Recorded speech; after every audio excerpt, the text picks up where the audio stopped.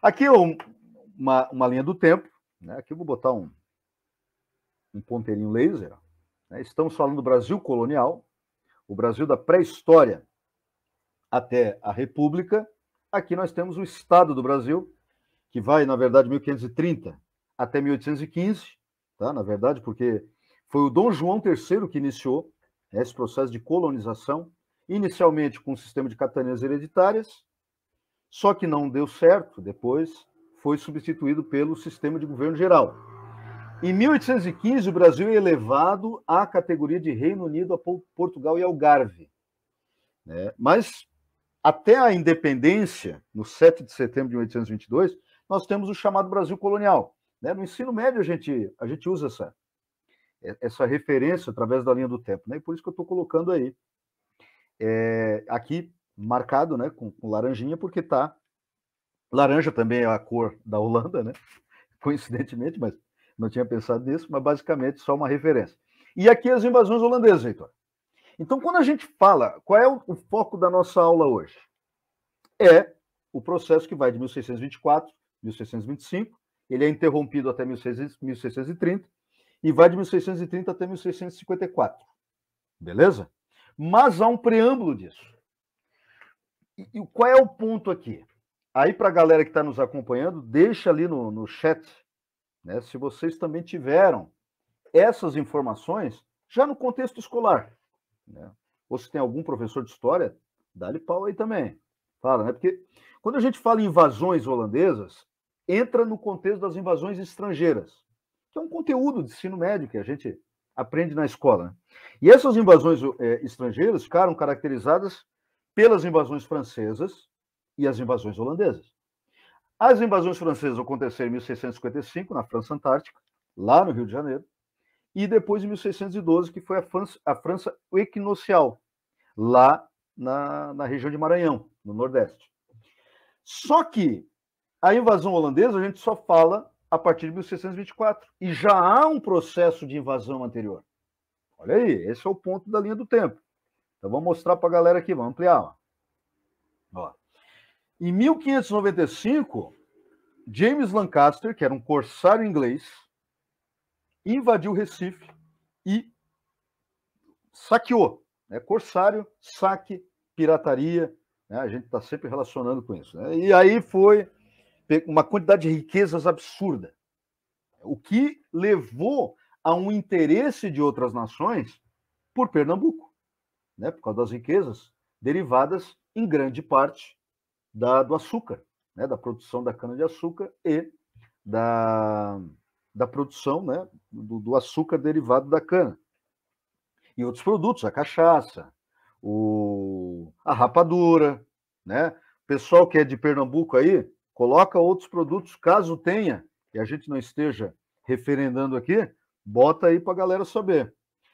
Aí o James Lancaster, inclusive, ele trabalhava na corte da Rainha Elizabeth I. Então ele veio para cá, ele foi escoltado por navios holandeses, e aí que os holandeses, né, crescem os olhos para as riquezas de Pernambuco, né? Em 1598, a expedição de Oliver van Noort, aí nós temos já os holandeses em ação, a expedição da Baía de Guanabara, os holandeses percorriam a costa brasileira e chegaram na região perto de Niterói, onde tem a fortaleza de Santa Cruz. Aí os portugueses conseguiram rechaçar, né, essa tentativa, né, de invasão holandesa. Então, os holandeses não foram bem-sucedidos aqui. Nesse meio tempo, Heitor, eles já tinham acesso a documentos que falavam dessas riquezas, inclusive documentos de geografia, documentos cartográficos, né? Então, eles já tinham noção onde que eles estavam chegando e por onde eles poderiam, né, se aproximar. E depois de 1615, já um tempo depois, né? Aqui nós já temos a criação da Companhia das Índias Orientais, mas ainda não da Companhia das Índias Ocidentais.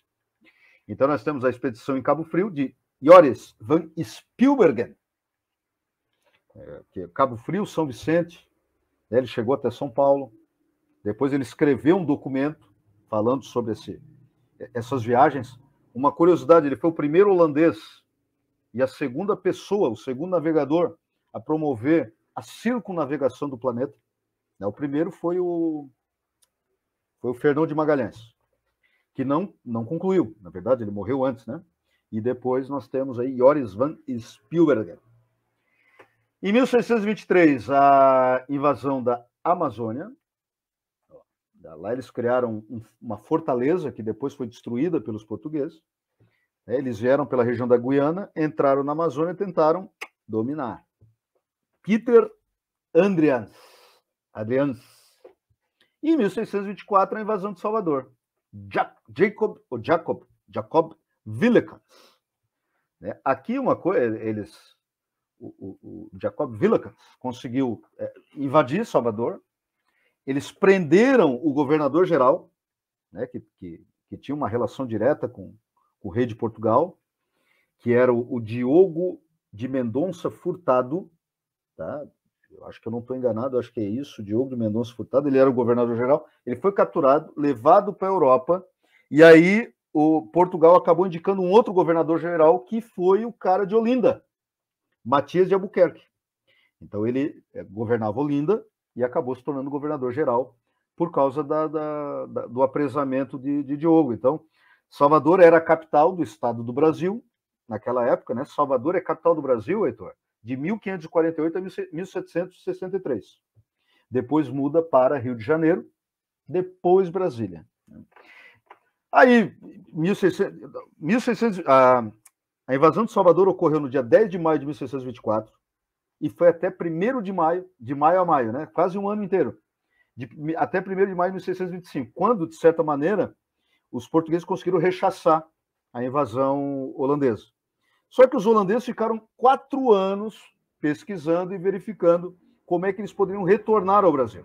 E fizeram esse retorno em Pernambuco, em 1630, né? Que é a invasão de Recife e Olinda. Olinda era a capital de Pernambuco, né? Aliás, o Gesiel, nossa Senhora. Pô, José Edivaldo está dizendo que jurou a bandeira no Monte Guararapes, na cidade de Jaboatão de Guararapes, Pernambuco. Sensacional, né? Nossa, que legal. Está sendo abordar esse conteúdo com tantos ouvintes daquela região. Muito, muito bacana isso. Né? Dá até um toque diferente, né? A aula. E Olinda era a capital, depois o Johann Mauritius de Nassau, né, que se tornou governador da Companhia das Índias Ocidentais aqui no Brasil, ele muda a capital de Olinda para Recife. Até eu gostaria de saber do pessoal que é de lá, como é que é essa treta entre Recife e Olinda? Olinda é a terra do frevo, né? Se eu estou enganado, me corrijam aí, essa questão folclórica lá de Pernambuco e tal. Como é que é essa questão, né? Porque era capital, deixou de ser para ser Recife. Existe algum projeto pernambucano para voltar a capital para Olinda ou não se fala mais nisso? Né? Se a Cici Clips, o Gesiel, o próprio José Edivaldo, que lá esteve, né? Recife, que é a capital do frevo. Ah, beleza. Maravilha. O frevo é legal para caramba, né? Guarda-chuvinha. Muito bem. Aí, Heitor, o que acontece? Há uma tentativa de resistência, né? Aí vamos lá. Como é que é a questão da cronologia das invasões holandesas? Segundo o historiador Evaldo Cabral de Mello, talvez seja a maior autoridade sobre a questão da história de Pernambuco. O Gesiel está dizendo que não se fala mais nisso. Ah, não se fala mais nisso, pois é. Eu imaginei. Né? É mais ou menos como aqui em Santa Catarina. Foi cogitado a capital em Joinville, mas a capital se tornou Florianópolis. Né? Não se fala mais disso, Recife é a capital. Gesiel, a questão é dos governantes. Tem umas coisas aí relacionadas a Pernambuco, né? Inclusive o acidente com o Eduardo Campos em 2014. Né? Bom, de repente a gente pode falar disso depois. O Evaldo Cabral de Mello, então, esse historiador, ele divide, então, 1624, 1625, invasão de Salvador. 1630 a 1654, invasão de Recife e Olinda. Só que aí, esse período de 1630 a 1654 é dividido também. Como é que esse historiador divide? 1630, 1637, a resistência pernambucana, resistência ao invasor. 1637, 1644, a consolidação do domínio holandês. através do governo de João Maurício de Nassau. E de 1644 a 1654, o processo de insurreição pernambucana, ou seja, a retomada do controle português sobre Pernambuco e outras regiões. Né? Então, basicamente assim. Bom, vamos lá. Como é que estamos, Heitor? Tudo beleza? Queres falar alguma coisa aí? Não, pode tocar ficha, show de bola. Tá, vamos lá. O que mais nós temos aí? Aí, quase que eu esqueci de falar, né? De 1630 a 1637 teve essa resistência holandesa, dos portugueses, tentando retomar o território, mas não conseguiram, né? E aí os motivos a gente vai tratar daqui a pouco. Mas a questão é o seguinte, essa resistência ela foi promovida pelo governador-geral da época, né, governador de Pernambuco, da capitania de Pernambuco, que era Matias de Albuquerque. Matias de Albuquerque, ele se alia a outros grupos, né, incluindo indígenas, como Felipe Camarão e o negro Henrique Dias. Né? Aí a gente já tem um processo, digamos, multiétnico, né, nessa tentativa de expurgar o elemento estrangeiro, que é o holandês. Isso é alvo de muita discussão, muita polêmica na história, né? Porque para alguns historiadores, esses elementos multiétnicos, eles não existiram de fato. Né? Foi um processo mais português do que de outras etnias brasileiras, né? Agora, isso pode ser discutido, a gente vai voltar a falar nisso na nossa aula lá sobre a Batalha de Guararapes, 1648, 1649, né? Teve a primeira e a segunda Batalha de Guararapes. Um outro elemento polêmico, e até eu gostaria de ouvir também, se não for abusar da nossa audiência, o que vocês acham, né? É a questão do Domingos Fernandes Calabar. Né? Porque o que vai acontecer? Os holandeses vão dominar Recife e Olinda, vai haver uma resistência, mas com o tempo, os senhores de engenho de Pernambuco, eles vão aderir ao projeto holandês. Eles vão considerar que essa entrada de capital holandês vai ser interessante para os negócios. É aí que Portugal dança. E o domínio holandês ele se consolida. E aí, no meio disso tudo, tem o senhor de engenho conhecido como Domingos Fernandes Calabar, que é considerado, Heitor, um dos grandes traidores da história do Brasil. Porque, de certa maneira, ele assenta o domínio holandês, ou ajuda a assentar, em Pernambuco. Então, alguns consideram, Domingos Fernandes Calabar é um grande traidor. Outros dizem que não. Por exemplo, Chico Buarque, ele tem inclusive uma ópera lá, um trabalho musical, em que ele considera que o Calabar não foi um traidor. Por quê? Porque já havia um domínio português e, na verdade, o domínio português só estava sendo substituído por um outro domínio, por um outro povo estrangeiro, digamos. Né? Então, se relativiza nesse sentido. Segundo a obra de Chico Buarque, né, a dita ou a suposta traição de Domingos Fernandes Calabar. Ó, José Edivaldo está dizendo, a primeira sinagoga das Américas é verdade. Foi a primeira sinagoga, né, fundada pelo Maurício de Nassau. Fica em Sinagoga, é um dos pontos turísticos mais visitados em Recife. Eu estou procurando uma foto, José, dessa sinagoga, e eu não achei, para botar aqui para vocês, né? Não consegui encontrar. Né? Se você puder dar uma referência para nós aí, eu agradeço. Bom, aqui nós temos o escudo da Nova Holanda, então o Brasil holandês, a partir da consolidação do domínio dos holandeses, é chamado Nova Holanda. E tem um detalhe também que é importante, que é o seguinte, o Evaldo Cabral de Melo, ele não chama de Brasil holandês, ele chama de neerlandês. Tá? Por quê? Porque não foi bem o governo da Holanda que implantou, né, esse domínio no Brasil, foi a Companhia das Índias Ocidentais, que foi fundada na década de 1620. Então, aí seria neerlandês. Aí só para haver uma distinção. O holandês, né, é a mesma coisa, mas há uma distinção porque a consolidação do domínio holandês aconteceu a partir de uma companhia de comércio, né, que é essa que eu comentei. Bom, ô Michel, só um parênteses bem rápido. Deixa eu só fazer um parênteses bem rápido aqui. E era justamente nesse ponto, né? Porque a Companhia das Índias Ocidentais, ela era privada, mas ela servia ao governo holandês. Mas ela era privada. Mas ela era privada. Privada. Acredita-se até que teve um período no ápice dessa companhia, ela chegou a ter 150 mil funcionários. Tu imagina no século XVII uma empresa privada chegando a ter 150 mil funcionários. Acredita-se que então era uma empresa absurdamente violenta, né? É o ápice do capitalismo comercial, né? Eles chegaram a ter, cara, um exército, uma frota, uma marinha, com marinheiros de guerra maiores que muitos países. Isso que era privado, para poder manter essa parada toda. Mas o lance ali dos senhores do engenho começarem a aderir à causa neerlandesa ou holandesa, como queiram, também tem um detalhe econômico, porque até então o Brasil era colônia, e foi até 1822 ele continuou colônia, e sendo colônia servia a metrópole.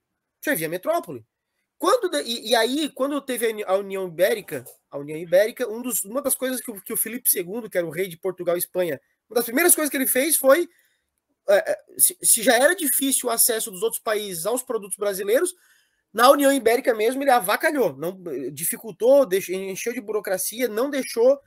Então, o Brasil só podia fornecer a Portugal, só Portugal. Os senhores do engenho que produziam, só Portugal. E eles começaram a ver, nessa abertura do domínio holandês, a possibilidade do excedente, do escoamento dos seus produtos para não só Portugal, mas para o resto do mundo, fazer comércio com o resto do mundo. Então os caras, opa, não tem quando aquele cifrão sai da cabeça assim, começou a sair cifrão da cabeça dos caras, o cara, poxa, eu acho que aí tem uma oportunidade. Seria mais ou menos assim, né, Heitor? Amigos, negócios à parte. Não é verdade? É isso aí. Mas é isso aí. É muito bom, muito bem colocado.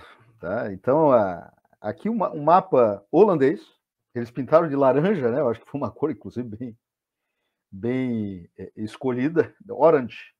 Bem sugestiva. Bem sugestiva. Colônia Brasília. Aí não sei como é que fala o holandês, o Dutch. Nossa, o holandês é muito legal, né? A língua holandesa. Mas o neerlandês, né, no caso. E aí vai aqui de Pernambuco até o Maranhão, né? O que seria... Acho que aqui já vai pegar um pouquinho do Rio Grande do Norte hoje, mas o que seria a capitania do Maranhão durante o período colonial, né? Pelo menos durante esse recorte geográfico que havia na época. Não, vai além, né? Não, vai além. Não, Rio Grande do Norte está aqui. Vai até o que seria o Pará, né? A região do... Nossa, que doideira, né? Mas foi uma área bem ampla, né?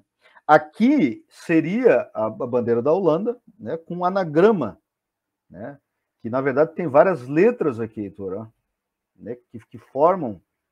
Na verdade seria Johan Mauritius, Conde de Nassau, e ao mesmo tempo tem atrás o símbolo da Companhia das Índias Ocidentais. Aí seria a bandeira da Nova Holanda, que durou até 1654, foi queimada, né? Porque o Portugal restaurou o domínio sobre o Brasil.